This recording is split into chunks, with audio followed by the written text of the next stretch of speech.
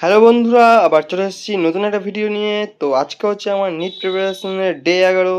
তো চলো আজকে আমি কী করলাম তোমাদের সাথে শেয়ার করা যাক। তো আজকে ছিল ডে 11, অর্থাৎ তোমরা দেখতে পাচ্ছ। তো আজকে আমি যেটা করেছি, ফিজিক্সের লেকচার নিয়েছি এবং ফিজিক্সের ডিপিপি করা হয়নি। জুলজি লেকচার করেছি, জুলজি ডিপিপি করেছি এবং ফিজিক্যাল সেমেস্ট্রের লেকচার করেছি, বাট ডিপিপি হয়নি এবং বোটানিটা করাই হয়নি। তো আমার শুধু ফিজিক্সের লেকচার 3টে ক্লাস করেছি এবং একটার ডিপিপি করা হয়েছে। তো চলো তোমাদের 3টা ক্লাস দেখাচ্ছি আমি।